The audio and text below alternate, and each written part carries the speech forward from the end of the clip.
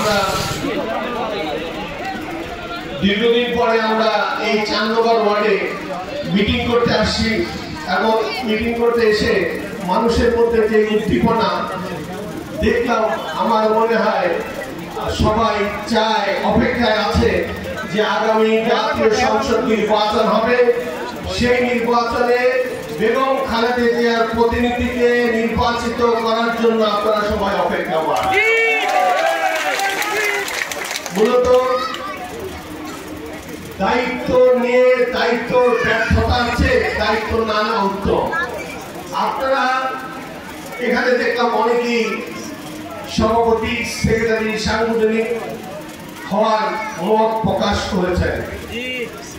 আমি মনে বলতে চাই, যদি এখান থেকে ক্যান্ডিডেট পাস করাতে চান, যে কোনো মূল্যে ঐক্য বিএনপির বিকল্প নেই। সবাইকে একত্রিত হয়ে বিএনপি করতে হবে। আজকে যদি বলেন মালিক বকল বিএনপি করে, আমি ওর বাড়িতে যেতে পারবো না। ও দেখা গেল জসিম ব্যাপারী বিএনপি করে, ওর কাছে আমি যাইতে পারবো না। নাসির ব্যাপারী বিএনপি করে, আমার সাথে দ্বন্দ্ব আছে, যাওয়া যাবে না। করিম খালাসি বিএনপি করে, আমি ওর বাড়িতে যেতে পারবো না। এরকম করে না করে যদি বলেন যে বিএনপির জন্য, বিএনপির প্রয়োজনে আমরা সবাই এক, তাই যদি আপনাদের মধ্যে ক্ষোভ এবং অহংকার থেকে যায়, তাহলে কিন্তু এখানে ক্যান্ডিডেটের ভরাডুবি হবে। আপনারা যদি একত্রিত না হতে পারেন, যুগ আসবে এবং যাবে ক্যান্ডিডেট পাস করবে না। পাস করতে হলে সবাইকে এক ছাতার নিচে আসতে হবে। আপনাদের সবাইকে ভুলে যেতে হবে যে আমি সভাপতি চাই না, আমি বেগম খালেদা জিয়ার ক্যান্ডিডেটকে পাস করানোর জন্য আমি আমার সভাপতি উৎসর্গ করে দিলাম। তাই সম্ভব। আর নতুবা যদি যার যার পজিশন সেক্ষেত্রে শক্ত করে ধরে রাখেন, তাহলে দেখা যাবে মৌখিক স্বীকৃতি দিয়েছেন, মনের দিক দিয়ে স্বীকৃতি দেন নাই। মন থেকে যখন আপনারা একত্রিত না হবেন, ততক্ষণ পর্যন্ত এলাকা এমপি হবে না। আপনাদের কাছে আমার অনুরোধ, সময় অনেক হয়েছে। কোন সময় হয়েছে? 35-36 বছর বিচরণ করলাম, 3 যুগ এই দৌড়াদৌড়ি করতেছি, BNP BNP BNP MP MP MP দৌড়াদৌড়ি করতেছি।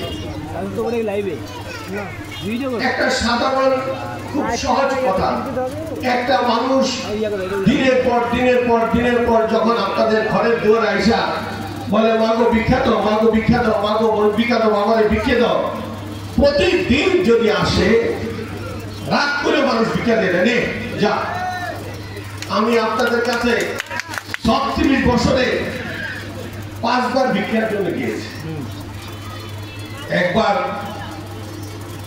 আমাদের এই চরবাগার এমপি সাহেব মাঠেই নামতে দেয়। আমি মাঠে নামতে আসছিলাম, যেই পাহারা যেভাবে রেখেছিল, ইসরায়েল এবং ইরানের যুদ্ধটা আপনারা দেখেছেন, যেভাবে পাহারা দেখে রেখেছিল, ফেরিঘাট থেকে আরম্ভ করে স্টেশন বাজার, গোরখের বাজার, জামতলা, কোন দিক দিয়ে যেন শফিকুর রহমান পিরোন এলাকায় ঢুকতে না পারে, দাও কুড়াল নিয়ে পাহারা দিছে। আমি তো দাও কুড়ালের লোক না, আমি তো সহজ সরল নরম মানুষ, আমাকে দাও কুড়াল দিয়ে সোজা করতে হয় না, আমাকে কথা দিয়ে সোজা করা যায়। আমি ভালো মানুষের সন্তান, আমি আদর্শিক রাজনীতি করি, আমি দাঙ্গাবাদী রাজনীতি করিও না, পছন্দ করি না, কিন্তু আমাকে ঠেকানোর জন্য তাও কুড়াল রেডি রাখা হয়েছিল। যাই হোক, তারপরও নির্বাচন আসছিলাম, এসে ঢুকতে বাধ্য, বাড়িতে ঢুকার সাথে সাথে যেই পাটকেলা, যেই ককটেল ইলেকশনের আগের দিন আমার বাসায় পড়ছে, বাসার গ্লাস পাস ছিল না, যেভাবে ককটেল মারছে এইভাবে কোনো মানুষ মানুষের বাড়িতে ককটেল মারতে পারে না। এটা একটা কারণ ছিল, কারণ যার কোনো ভয় নাই তার হারাবার কোনো ভয় নাই। কারণ আমার মানুষ, আমার দেশের মানুষ আমাকে ভালোবাসে, আমার বিশ্বাস ছিল আমি যদি সুস্থ ভোট হলে আমি এমপি হব। আরেকজনের স্বপ্ন ছিল যে সুস্থ হলেই যদি কিরণ এমপি হয়ে যায়, অতএব পরিবেশটা অসুস্থ করার জন্য যা করা দরকার তাই করো। সেই কারণে লোহা লক্কর দাও বলি দিয়ে পোলাপাইন মাঠে নামাই দিয়েছে এবং পোলাপাইনকে বেয়াদব বানিয়েছে। এখন আপনি স্বাধীন দেশের একটা লোক, আপনি ভোট আসে, আপনি দেশে ট্যাক্স দেন, খাজনা দেন, সরকারি রাস্তা করার জন্য টাকা দেন, সবকিছু ঠিক থাকে, কিন্তু আপনি ভোটটা, আপনার ভোটটা আপনি দিতে পারেন না। আপনার স্বাধীন যে রাষ্ট্রের অধিকার, এটা কেড়ে নিতে চায় কিছু লোক। কি করে? ভোট কেটে আপনার স্বাধীনতা কেড়ে নিতে চায়, যে আপনি যে স্বাধীনভাবে মত প্রকাশ করবেন সেটা করতে দিবে না। সেই কারণে দেখেন আল্লাহর কি মেহের,